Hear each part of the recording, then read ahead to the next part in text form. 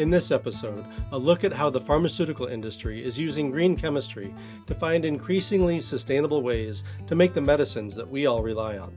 I'm joined by Paul Richardson, a director of analytical and synthetic technologies at Pfizer, and a co-chair of the American Chemical Society Green Chemistry Institute's Pharmaceutical Roundtable. Paul, thank you very much for joining me today. It's my pleasure. Thank you. So, Paul, I'd like to, in order to make sure, to help our listeners, our viewers, understand the tremendous impact that green chemistry has and can have in the pharmaceutical industry in terms of a continuous march towards more sustainability. I want to make sure people understand what we're talking about here, where that change can happen, because pharmaceuticals are rather different than many other products that green chemistry has or will impact. And by that, I mean, and for folks watching, there are many products, paints, fertilizers, food preservatives, any number of other products out in the world, the plastics that we hold in our hand, do they or do they not have BPA's in them? Um, uh, Biodegradable plastics for our utensils and straws, things like that, where you're actually changing the makeup of the final product using green chemistry. Um, in the case of pharmaceuticals, though, we're very specifically not wanting to change the final product, right, Paul? We need to That's keep the correct. final. You all have worked hard to make the medicine what it is, and we you can't change that. You don't want to change that. So, folks, what we're talking about here then, with pharmaceuticals are some incredible changes that are happening upstream that none of us ever and may never will see, but that are having very real impact on improving the environmental footprint, the sustainability of the pharmaceutical industry. So, Paul, if you wouldn't mind, please take me and our viewers from our medicine chest, the bottle of medicine in our hands, upstream to where it is that we're talking about that these changes have and can happen. Absolutely. You're absolutely right, James. When you actually take the medicine from the pharmacist, the doctor's prescriptions, what you have in the pill or the tablet is basically milligrams of the active pharmaceutical ingredient. Safety of that compound is absolutely paramount in terms of how it's designed. But also one of the differentiating factors between the other industries you mentioned is the complexity of the compound we make. It usually takes multiple steps to make that kind of compound based on the fact that it has to interact with a fairly complex system, the human body. So you're looking at multiple steps to make milligrams of a compound, but obviously we serve a number of patients with the same medication. So you can actually take it back to sort of a manufacturing setting where you have like hundred thousands of liters vessels to make literally hundreds of kilograms of a specific compound. And really, where green chemistry kicks in is not just the amount of the compound you have to make, but also you have to use multiple steps to make that compound to build in the complexity of the final molecule. Fantastic. Thank you, Paul. And for folks again, to really help maybe cement the image we have here, and Paul, you can correct me and help folks envision it. So we've taken it from those just a few milligrams in the hand up to these, as you said. What were the quantities you mentioned? How many liters? Literally hundreds of liters. We make the compounds on multi-kilogram, usually 100 kilogram sort of batches. It obviously depends on the medication in terms of what it's intended to treat. Obviously, we'd like the dose to be as low as possible for the patient, but we have to serve the patient community and make enough of the medication. Sure. So, in terms of the processing facilities, the manufacturing plants, whatever we're going to call them, these large vats where you're doing the processing to get the molecules for the medicine, is it for folks who have never probably never will set foot in a pharmaceutical manufacturing plant? If they picture, many folks have maybe toured a brewery, a brew pub, or maybe they've toured, I don't know, a chocolate factory, like, or other, I'm picturing very large stainless steel vessels that are passing things from one to another. Is that, You're absolutely correct. I mean, obviously, I don't want to make too close an analogy with the pharmaceutical industry and the brewing industry, but yeah, it's very similar. It's yeah, like huge vats of vessels, lots of piping and basically transferring liquids between solutions. With the at the end, what you actually want is a solid form of the compound to crystallize out and be filtered at the end to be formulated into the final medication. Yeah. And as Paul said, not, brewing and making chocolate and other foods and medicines obviously very different. But I think folks that to have in mind, picture, these large Yep. stainless steel and other material containers connected with pipes passing from one step to another, to get these. And that becomes very important because this is now we're into where green chemistry again has the promise to continue to make a difference. So let's go through, Paul, if we could, some of those where and how the potential for improvement has existed. What got the pharmaceutical industry interested in green chemistry to begin with? What about that process in a traditional sense had folks saying, "Hey, we there's a chance that we might want to make a difference or make some changes here"? I think, James, and obviously not wanting to go into exquisite detail, there's a factor out there known as what's called the E factor in green chemistry, which looks at the amount of waste you generate per kilogram of product. And I think what served as sort of a clarion call to the pharmaceutical industry was a comparator to some of the industries that you mentioned earlier. If you make a comparison with, say, oil refining, they're a terrifically efficient industry in terms of everything they sort of, get, they utilize in the final product. And when you compared initial metrics around the pharmaceutical industry, what the E factor showed is we generated a tremendous amount of waste based on how much final product we made. One way of looking at that is to say, well, that we don't make as much compound as the refining industry, and our compounds are more complex to make. But that really isn't an excuse. We're still generating a tremendous amount of waste, and that sort of served as sort of a wake up call that we could do better, and to sort of focus on the sort of the waste elements.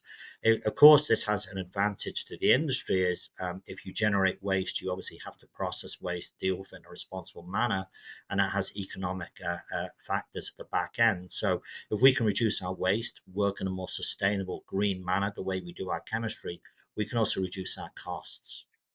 Yeah. And I mean, that's not to be discounted. So folks, the a tremendous power of green chemistry and many other sort of changes that have come around in the past 20 some years in the realm of sustainability. The economics are a tremendously important piece of this. It's that pairing of a desire to help the environment, human health, and the economics of it. When those three pair up together, that's a powerful combination. And in this case, Absolutely, James. We very much look at the triple bottom line in that system in terms of how the company is perceived in terms of the favorable outcome in terms of our sustainability. Obviously, the safety of our workers is paramount, as well as safety of patients, and obviously economics plays a factor as well. sure. So let's talk then about, and I'll maybe suggest some, Paul, but if you want to take them in a different step, the different types of improvements that green chemistry has or can make in that processing facility, Yeah, or in those stages. Um, One is simply the number of steps yeah. that are involved. Again, if you're passing chemicals through these different steps, folks, in order to get the molecules for that final drug. Um, Number of steps, Paul. Yeah, absolutely. The one thing I want to stress right at the outset is quality of the final product is absolutely paramount. That is non-negotiable in terms of what we make. Number of steps, step count, as you say, is a great point. One of the things we look at in terms of a lot is sort of telescoping, which is a process of taking a material directly from one step into the next step without purification. That basically shortens your number of steps. It halves your number of steps. A second sort of unseen factor behind that is potential energy savings. If you telescope, you're taking the same material in the same solvent into the next step. One of the most sort of energy intensive things we have in the manufacturing space is switching a solvent. It's the fact that you have to remove a solvent through distillation. It's like boiling your kettle. You have to boil off, then replace with a second solvent is incredibly energy intensive. So we do look at reduced step count absolutely right off the bat with this sort of telescoping based process. Okay. One other thing which has really been critical for us is the use of catalysis. this has been something that has grown, exponentially over the last sort of 20 years. I think one thing that sort of, hurt the chemical industry was organic chemistry in its form. It's a tremendously mature science in how we sort of do our chemistry. We've done things the same way for literally hundreds of years or centuries. Catalysis enables us to use very small amounts of a compound to mediate a chemical reaction, whether that be Yeah. an enzyme, a biocatalyst, a metal catalyst. This is very, very powerful, particularly at the back end of a chemical process in terms of purification. You have less impurities, less waste to get rid of, and often the catalysts or the solvents we use can be recycled. Yeah.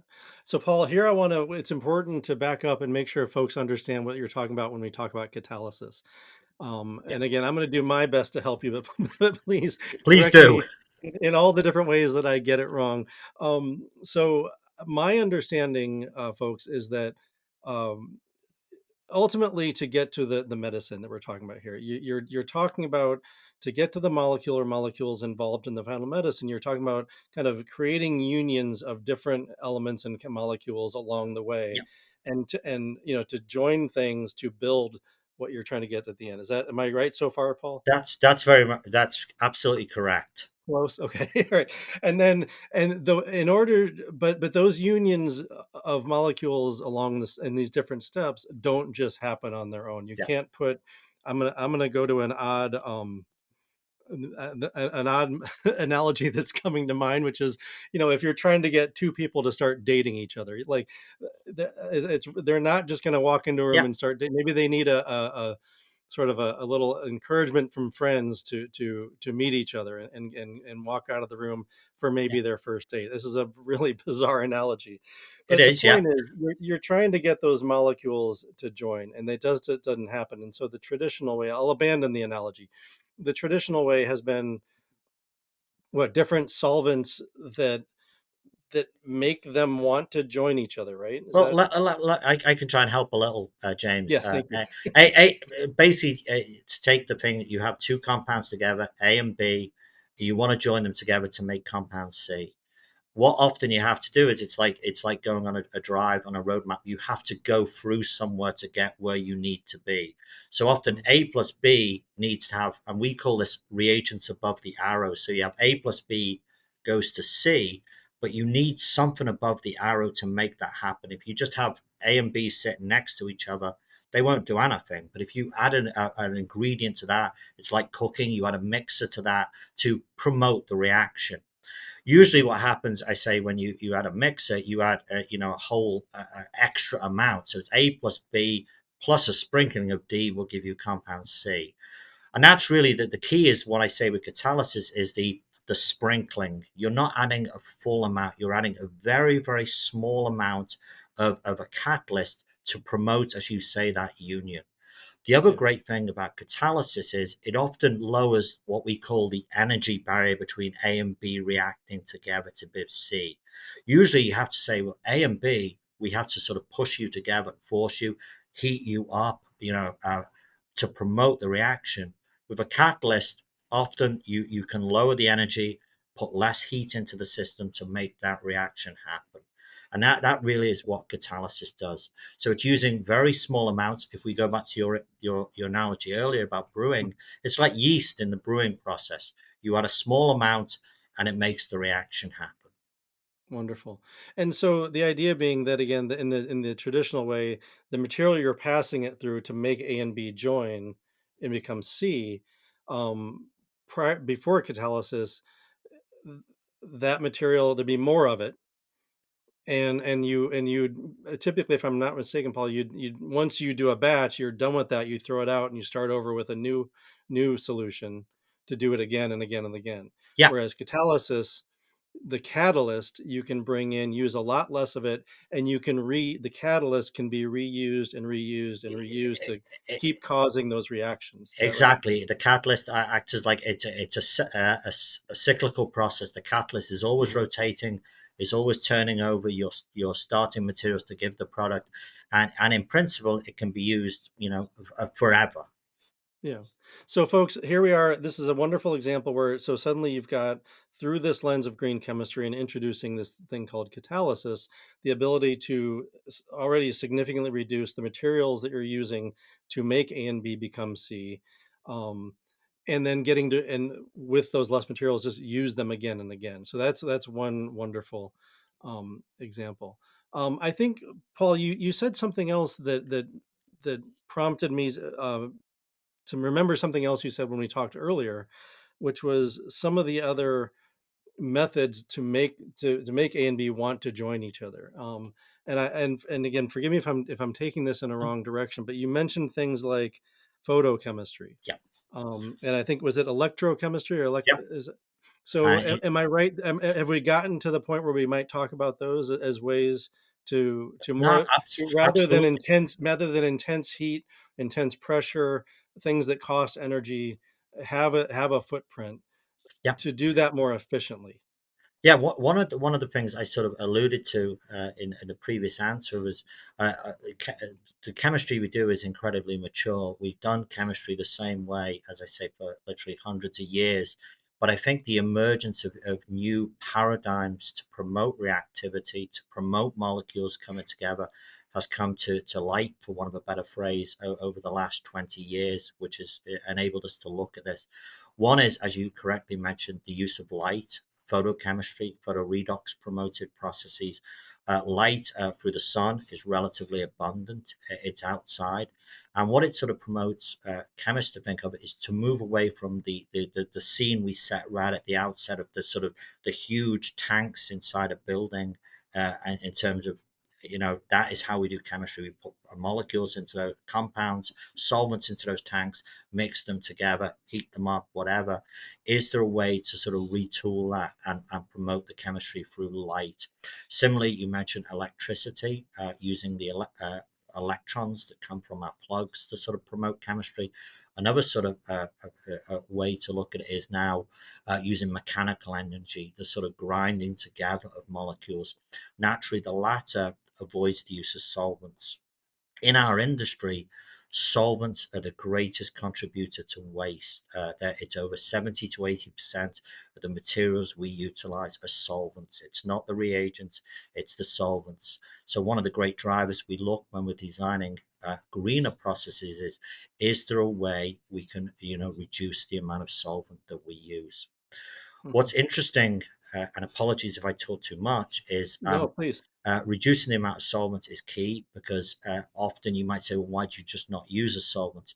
The role of a solvent in a chemical process is actually very key a lot of the times, as it acts as kind of a safety blanket to absorb any heat given off by the reaction. So it's a sort of a sink. So it's often necessary in terms of its properties to promote the reaction as well as from a safety perspective. So you have to be very sort of careful in terms of looking at solvent minimization strategies. Which again, it just goes to highlight, I think, the complexity of the situation you all are dealing with, which is not only as you said earlier, the need to come up with a very end up with that very specific molecule that does very specific, wonderful, helpful things Yep. in our bodies and in that safe way. So you're aiming at a very specific and challenging target, and as you're saying, then along the way, also needing to kind of thread the needle of safety and other things Quality. in coming up with it. So I think of this then, folks, as the the challenges and I think the wonder when folks do come up with the green chemistry solutions to reinventing these processes because they are up against big challenges. You've got to come up with a good product and you've got to do it right and you've got to do it safely while also trying to reduce materials use, energy use, the use of undesirable materials that are hard to dispose of or less safe for the workers, that sort of thing. So there, it's a complex Hmm. paradigm that you all are dealing with to try to get to this, and I think it speaks a lot to the fact that it's already happened actually. Yeah, absolutely. And that actually brings us, I think, wonderfully to the next point. Um, we spoke earlier, Paul, about two. There are many examples in the world, folks, of where this has already taken place, where green chemistry innovations have been discovered, invented, created, and have been put into use in the industry. Paul, I think there were two examples specifically to Pfizer that we talked about earlier, and I wonder if we could just briefly go through those. The first Sure. one was in the has to do with the manufacturing of Viagra, um, and and and what you're able to do, and what the implications were that in terms of, again, reducing the use of the chemicals used, processing steps used, etc. Viagra is a terrific example of something we've already discussed, James, in terms of minimizing the amount of solvent that's used. I mentioned something previously called this E factor, which is the amount of waste you generate against divided by the amount of product. So obviously you want to minimize that number as much as you want. When Viagra was first discovered in the chemistry labs, the E factor for that compound was something like 17,000. So for every kilogram of Viagra you were generating 17,000 kilograms of waste. That number was driven down in a tremendous manner during the development process when we talk about manufacturing the compound on commercial scale, when it's actually made on kilograms. And the main driver behind minimizing that number was in this whole thing about not only reducing the amount of solvent we used, but also practically eliminating the hazardous solvents we used. I mean, in the grand scheme of things, some solvents are better than others to use in terms of the safety exposure to workers. So that's the whole story of Viagra. And this was mainly achieved through this telescoping that I mentioned earlier, taking one intermediate directly into the next step in the same solvent and looking at doing a final purification of the active pharmaceutical ingredient. A second example, James, which illustrates not only telescoping but also the catalysis we talked about, is Lyrica, which is for the treatment of fibromyalgia or neuropathic pain. This is a terrific example because a lot of the chemistry is done in water and it's telescoped through in water. In that chemistry, we also see example of the use of a natural catalyst, a so-called enzyme, which can work in water to sort of set the complexity of the molecule. We also have a recycling step where we can, recycle undesired material back into the path to make the active pharmaceutical ingredient. We see a second example of catalysis where we use a metal catalyst. But as I say, all the chemistry is done in water until the final isolation.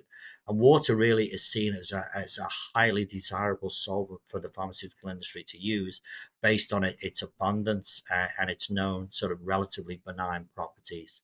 Naturally, there is, disposal concerns if it's contaminated water at the back with metal catalysts at the back end. And this is something that the industry is moving to address right now. But there is a huge drive to run chemistry and solvents such as water.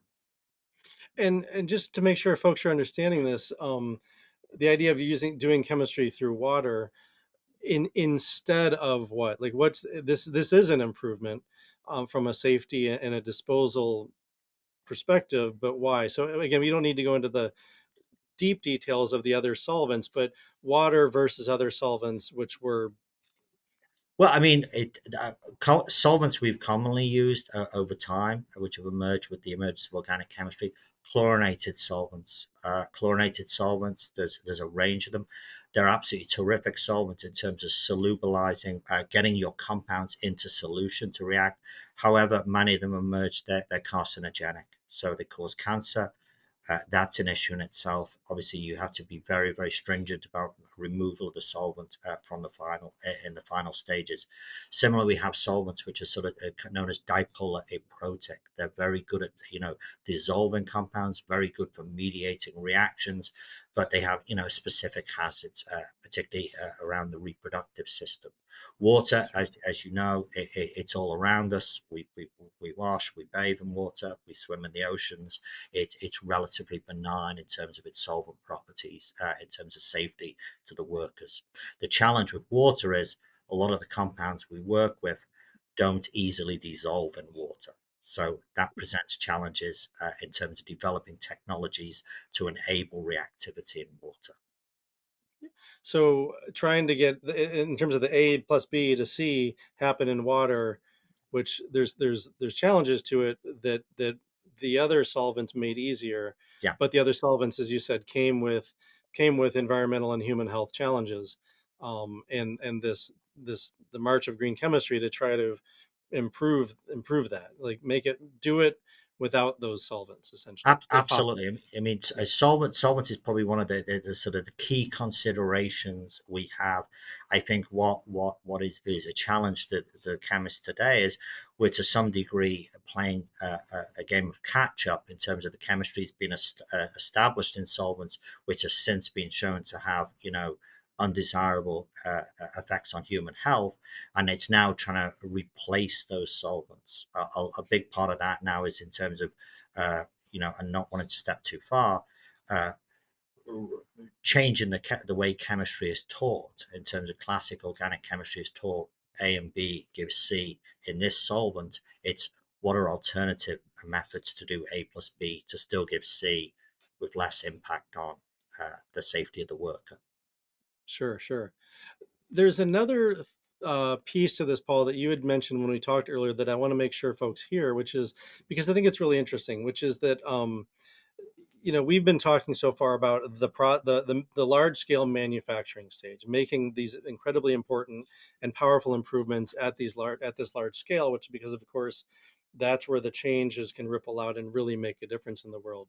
But you emphasize when we talked earlier that the focus of you and others who are focused on green chemistry in the pharmaceutical industry are pushing this mindset even further upstream to what you would call the discovery phase, I Yeah. think, of medicine. So, folks, in other words, we've taken you from your medicine chest to the large scale manufacturing plants where all this is happening, and now Paul and the folks and the others who are working on trying to get green chemistry methodologies deeper and deeper into the pharmaceutical industry, taking it now further upstream to the labs where these medicines are being developed in the very first place at very small scale.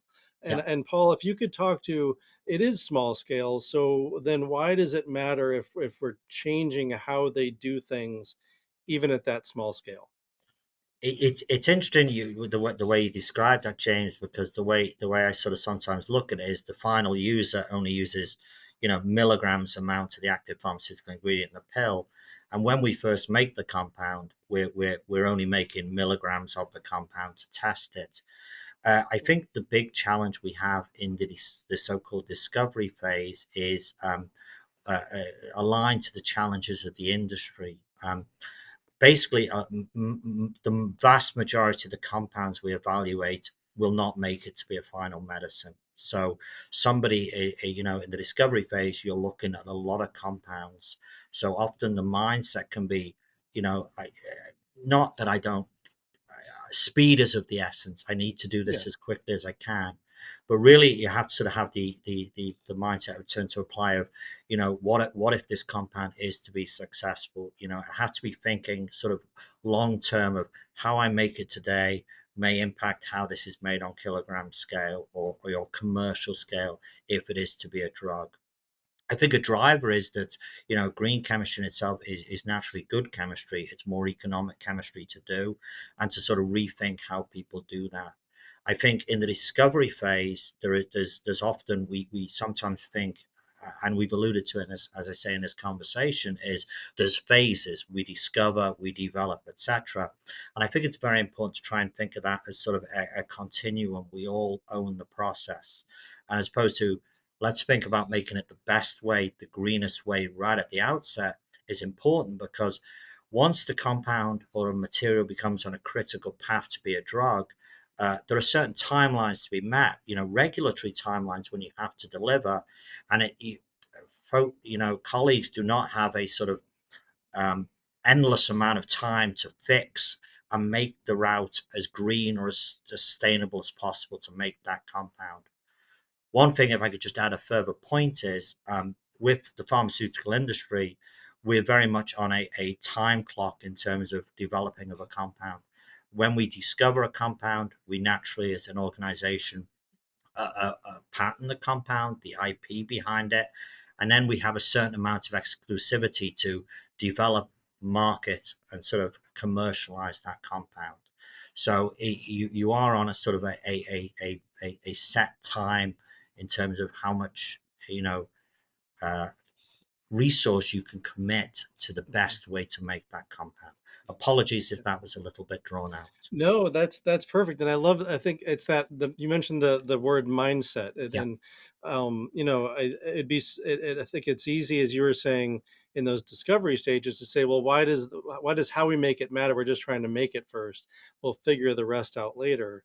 But I think what you're saying, Paul, if I'm hearing you right, is that the challenge is to let's figure it out later. Is that once if in the case where okay, wow, we have discovered something here that is a viable medicine, then that train starts moving and starts moving pretty quickly yeah.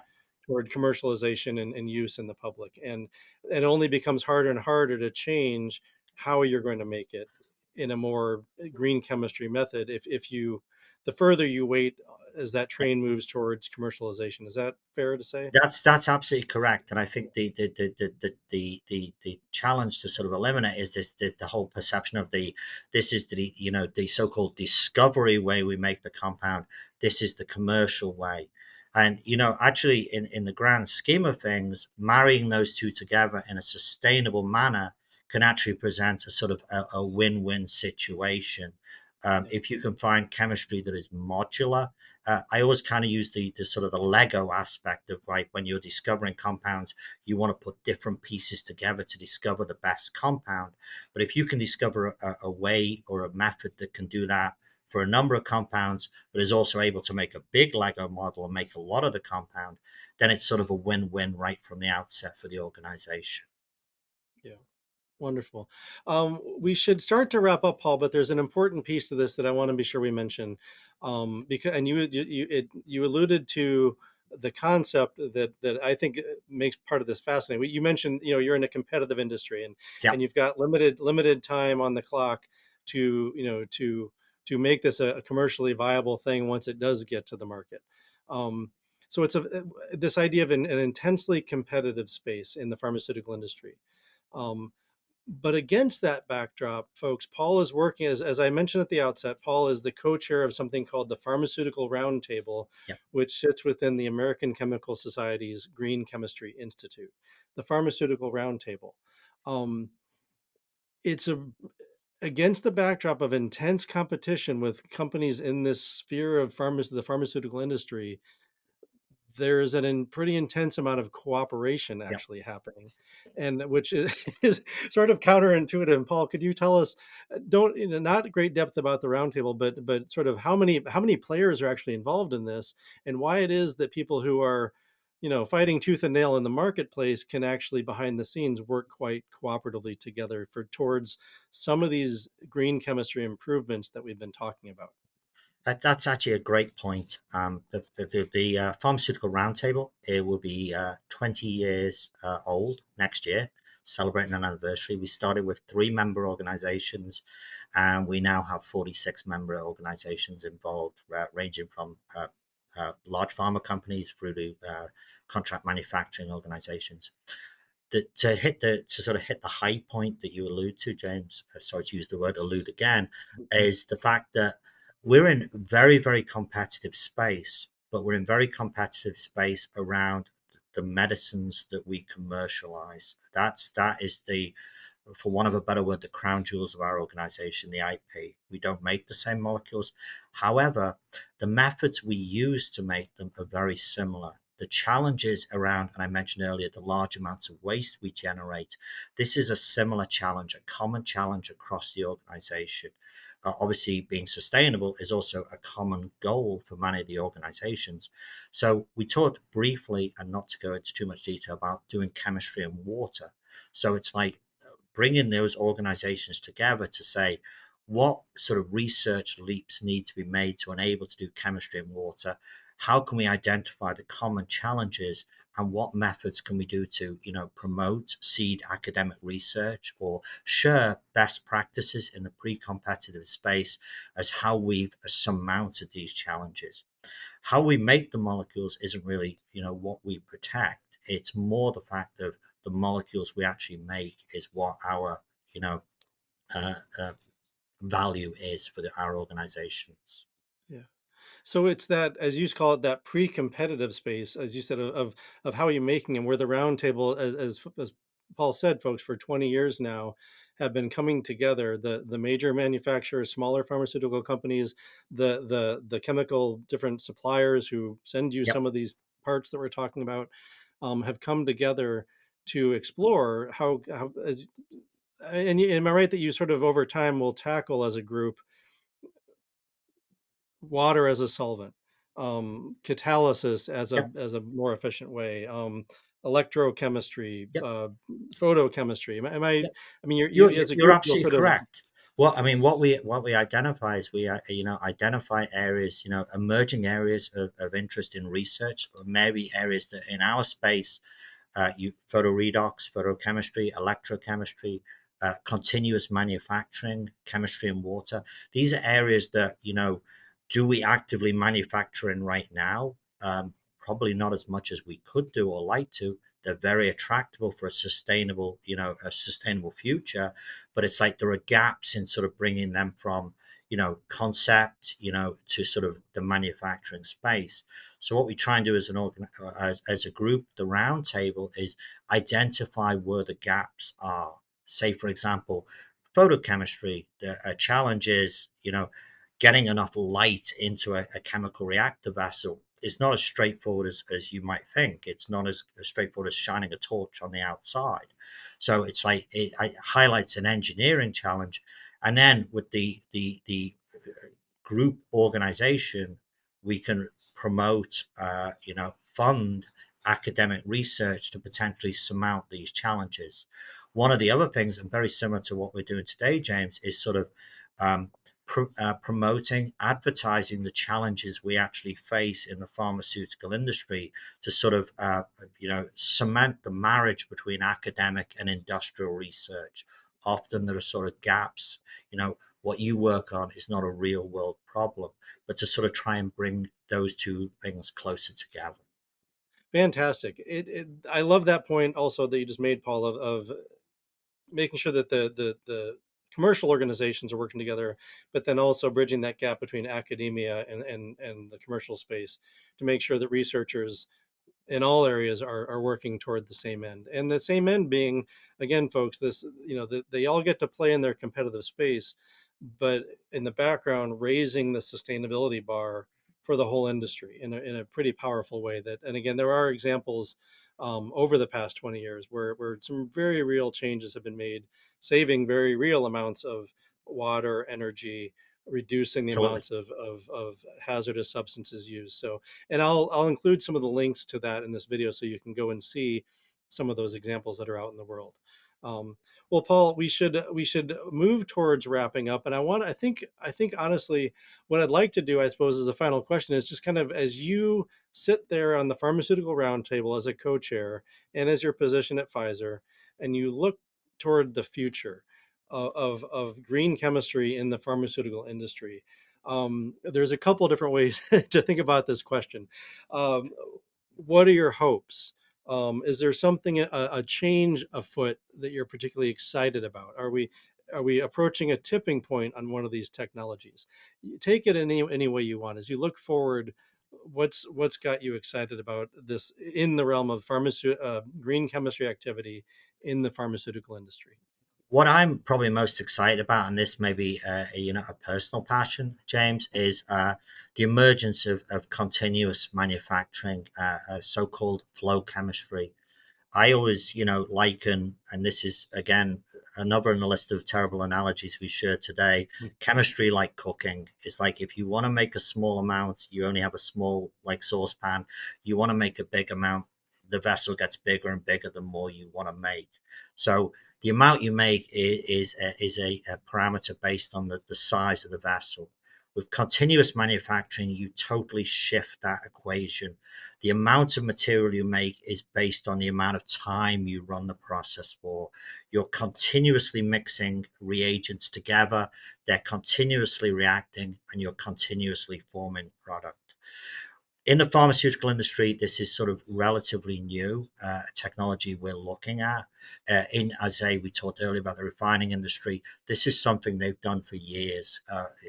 Crude is pumped down pipes, it's Mhm. distilled, it's continuously processed at all times.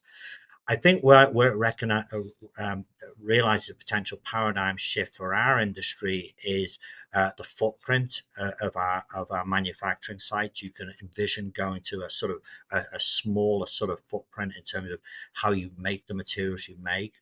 I think in our space, it also has tremendous benefits in terms of safety. The fact of the safety of the chemistry you're doing. If something were to go wrong, an exothermic event, in a continuous process, it's only going to go wrong on a very small scale because you're only reacting a very small amount of material together. I really think we're just sort of touching the edges of continuous processing right now. I think it sort of also marries well when I talk about earlier about using light to sort of promote chemical reactions. In a big vessel, as I mentioned, you shine a torch, molecules at the center of the vessel don't see the same amount of light. In a continuous process, you can imagine you have a thinner pipe or a thinner tube, you shine a light on it, the molecules are always flowing past. You have a potential method to do that chemistry on, on large scale or make large amounts of material. I'm very excited about where continuous is going. I think there are still challenges to meet in that space, particularly in terms of uh, looking at recycling options in terms of solvent. I think also the solvents we use, you want compounds to be soluble. The one challenge with continuous is if something isn't soluble, it will block your pipe, so to speak. And we all know how problematic blocked pipes are at home. Yeah. So there are challenges there. But I think this is something that the Pharmaceutical Roundtable, we have a continuous manufacturing team. We share best practices. And we're also able to share, I say, look out to academia to sort of address these challenges. And also, this is one of the advantages of having contract manufacturing organizations involved as well. They see the sort of the technologies that we're looking at to sort of make our molecules on scale and could sort of partner with organizations to adopt these and hopefully optimize these. So that's what I'm most excited about.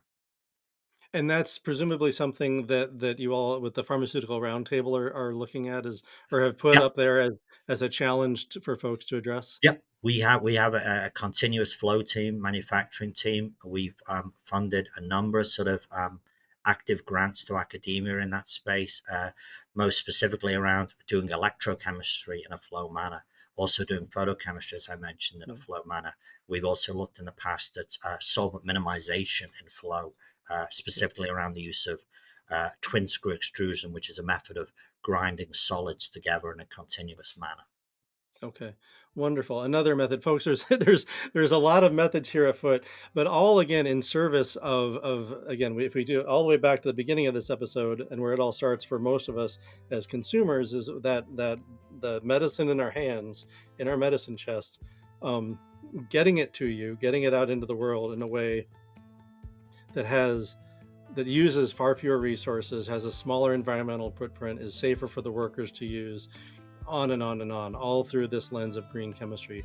Paul, thank you a ton for your guide through this world. It's again, I think it's we as consumers don't see what's going on behind the scenes.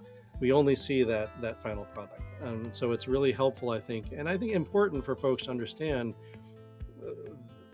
the tremendous things that are being done and can be done that we don't see but are still making a pretty big difference in the world. So thank you for again for the guided tour through this.